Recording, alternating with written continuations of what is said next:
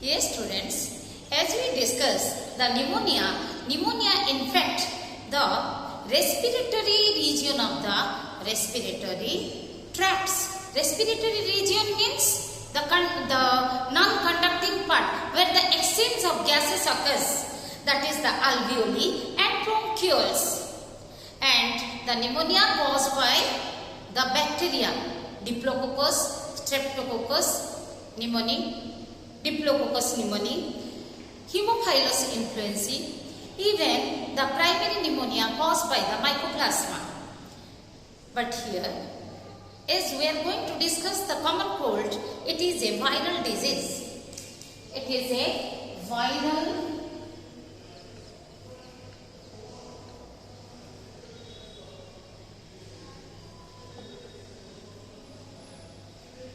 disease. It is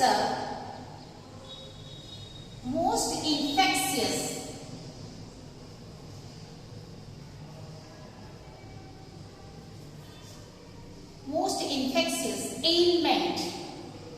Ailment means the minor disease.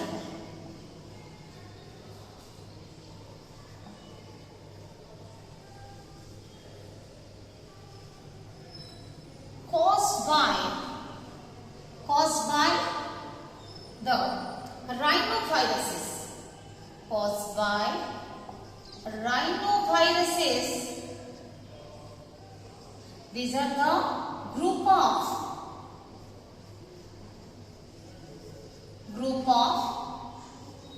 viruses. Group of viruses of about 200 types. Okay, even caused by a small bacterium,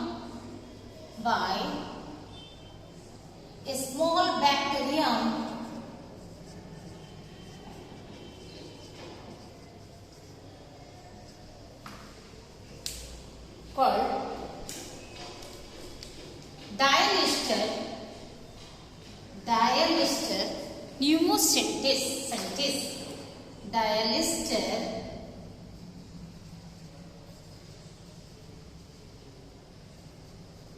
pneumocystis.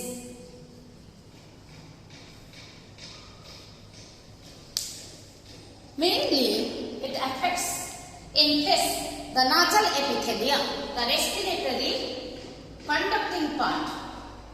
It attacks. These viruses attack. These viruses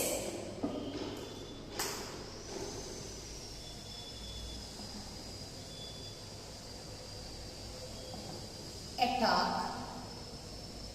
the conducting part only. Conducting region of the respiratory tract. Region of respiratory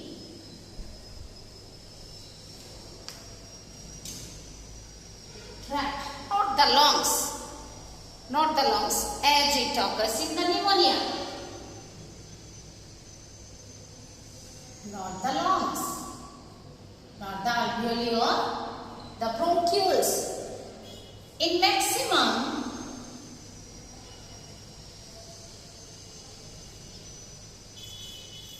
up to trachea they can infect. Up to trachea,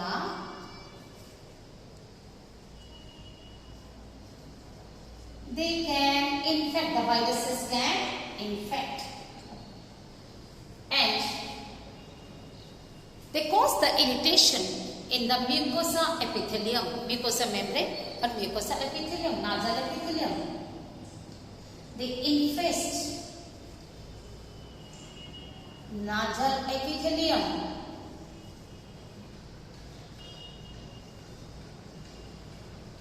Or the mucosa lining of respiratory, the conducting region, mucosa lining of respiratory, but conducting part of the conducting part of conducting part. How these are transmitted? These are transmitted directly through air or droplets. So we can say, so the mode of transmission is direct, that is airborne or droplet infection or aerosol. Even we can say fomite-borne. And what is the incubation period? Incubation period, it varies from few hours to few days. Incubation period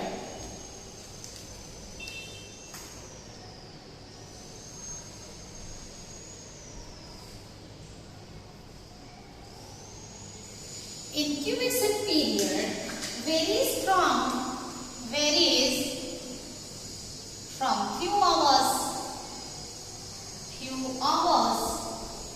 few hours to few days. Depends upon the person affected and one's resistance. Then what is the mode of infection? I told you the direct mode of infection or transmission. What is mode of infection? That means it is nothing but transmission.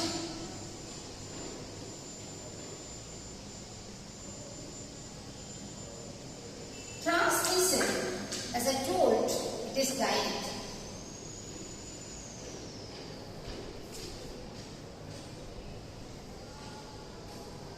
We can say airborne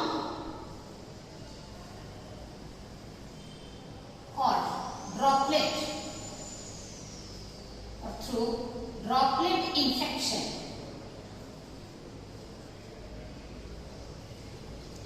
Droplet infection. So droplet infection means the oozing out droplets of the sputum or mucus. The oozing out droplets. Which droplets? Oozing out sputum droplets. The salivary droplets. Sputum or mucus droplets.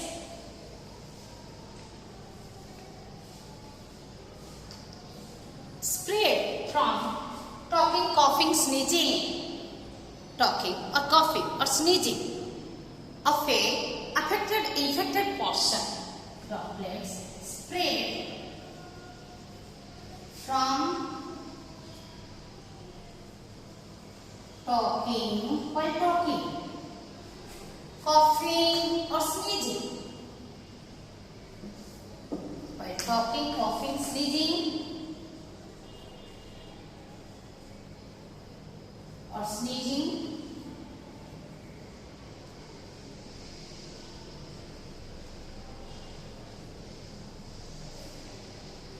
of an infected person.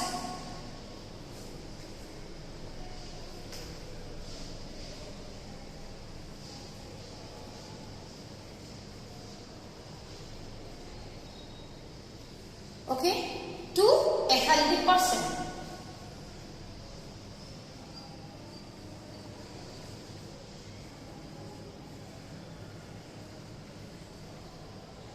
Even we can say that fomite-borne, airborne, droplet-borne, or we can say if the droplets mix in the air, then we can see aerosol. Even from aerosol means air and the liquid droplets. Even we can say that is this can be sprayed from the utensils or the articles or any objects used by the patient. So we can say also fomite-borne. When it is transmitted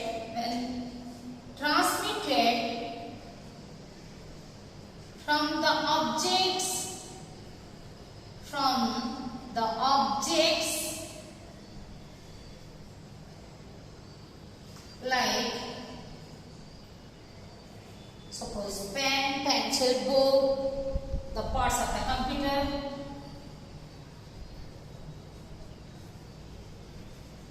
Books, computer parts.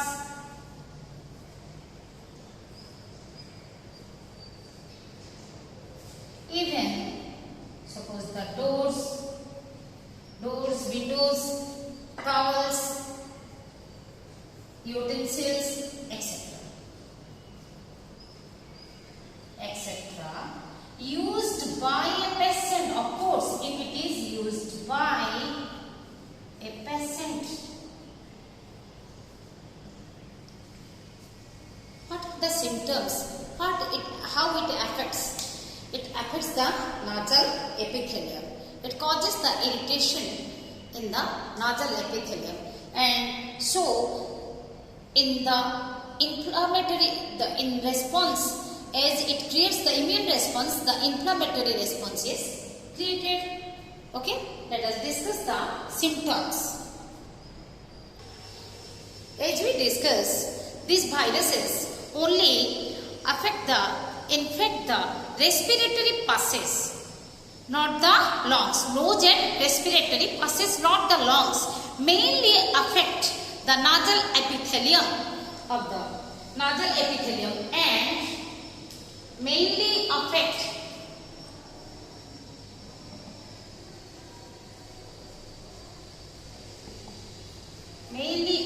the nasal epithelium and the respiratory tract. Nasal epithelium and upper part of the respiratory tract. Upper part of respiratory tract. That means only the conducting part, as I described, only the conducting part is affected, conducting part. Am I clear? Only the nasal epithelium and the mucosal membrane of the upper respiratory part, that is only the mucosal membrane of the conducting part, not the respiratory part, that means where the exchange of gases takes place. But still it gets thickened. Nasal congestion means, what do you mean by nasal congestion? The mucus, due to the excess secretion of the mucus,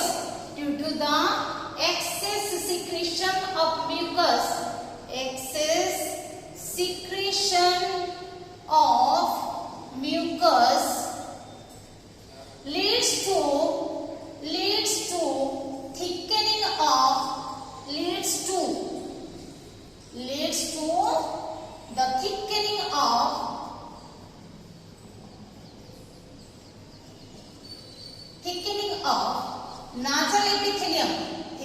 of nasal epithelium or nasal mucosa membrane. So the affected person, the patient, becomes unable to breathe properly. Okay, the passage gets narrower. Thus, even the discharge means flowing of the fluid mucus from the nose. Discharge means flowing of mucus in fluid condition. Mucus is liquid. Okay, the water containing the mucus is mucin. Water containing mucin protein is the slippery mucin protein, that is called mucus. Flowing of mucus in fluid state.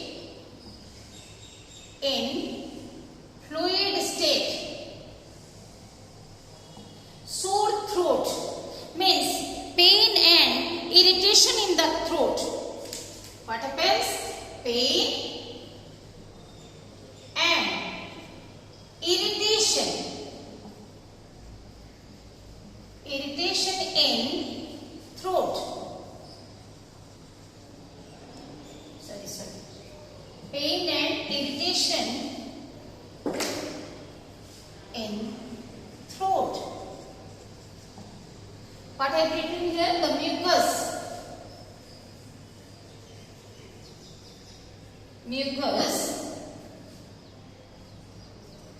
Mucus that is in fluid state, fluid condition. Hoarseness, because of the pain in throat, difficulty in speaking, difficulty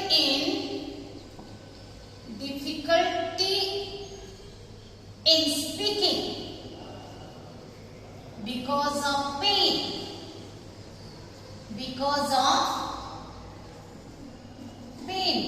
even the voice is changed, the voice gets changed. Coughing, sneezing, why? Because of the more secretion of the that excess secretion of the mucus and accumulation of the mucus in the respiratory tract that causes the coughing, even the sneezing. It leads to the frequent coughing and sneezing leads to headache, tiredness because of the improper conducting of the oxygen. Because the conducting part is congested. Congestion occurs, means the wall becomes thickened. That's why. Treatment. The antibiotics are given commonly. The azithromycin. Commonly.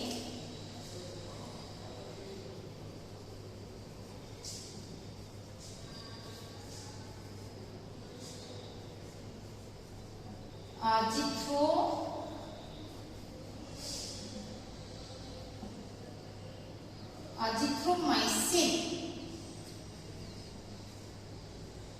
Commonly the azithromycin is given to the patient. Prevention is the same way as then in pneumonia, that is the isolation of the patient is essential. Isolation of the patient is highly essential. Because common cold is the most infectious disease. And what else? The sterilization of the products, the objects that is used by the patient. Yes. Sterilization of the objects used by the patient means, will you also sterilize the computer, pen, pencil like that? I mean to the clothing, the towel, the bed sheet, the pillow cover, the one is using. Sterilization of the, and even the sterilization of the utensils.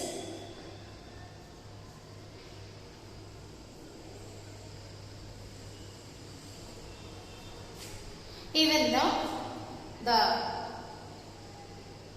other objects can be disinfected by using some disinfectant. Okay. In this session, what we discuss? We discuss two diseases, pneumonia and the common cold. Pneumonia is a bacterial disease, common cold is a viral disease. Even we can say common cold is also caused by a small bacterium called Dialister pneumocystis, isn't it?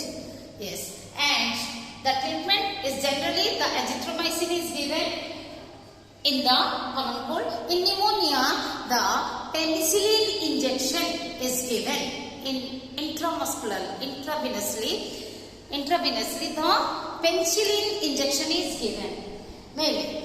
And if it is required, in combination with the antibiotics are also given.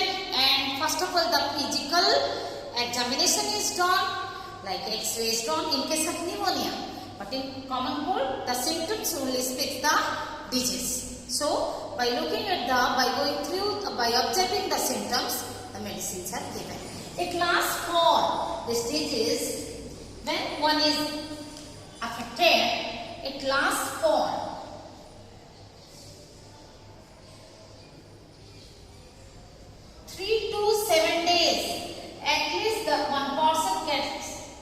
gets affected for 3 days.